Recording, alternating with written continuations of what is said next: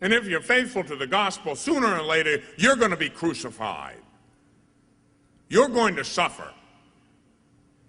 But if you just take your ease and float along and sit on the fence, oh, you can spare yourself a lot of pain and grief.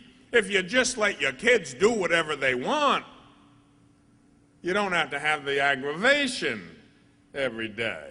You know, just sure, let them go. What's the big deal? Everybody's doing it. I used to say that to my grandmother, but Grandma, everybody's doing it. And her stock response was, if they jump off a bridge, will you do it? You know, so what? Everybody's doing it. If everybody is insane, will you be that way because they are? But it takes a certain amount of courage. And it takes a certain amount of stamina to do what's right. I can't take any credit for it in my life, but I'll tell you this. I have never once, I say this before God Almighty, I have never once backed off or backed down from preaching the truth. Never. Never. Not even one time. Ever. And I've been outright threatened. I've been threatened. Don't you dare. My superiors have had telephone calls from bishop after bishop and politician after politician, some of them in very high places.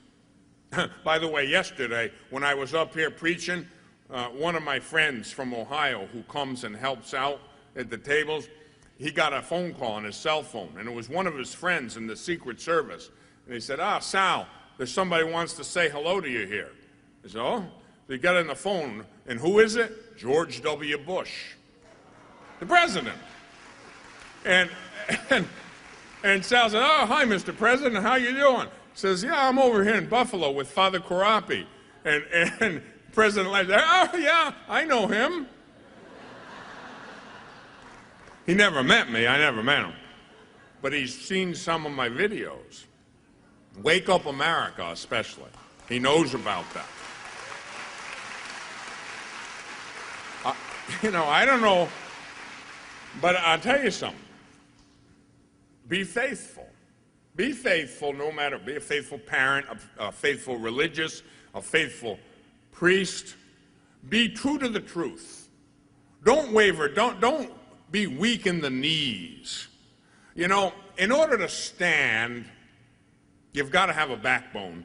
You know, you can't stand without a spine. That's a fact of physiology, right? You got to have a backbone to stand. Listen, if you don't stand for something, you'll fall for everything. You've got to have a spine. You've got to pray. If you're a person of prayer, if you're close to Jesus and his cross, you'll have courage when you need it.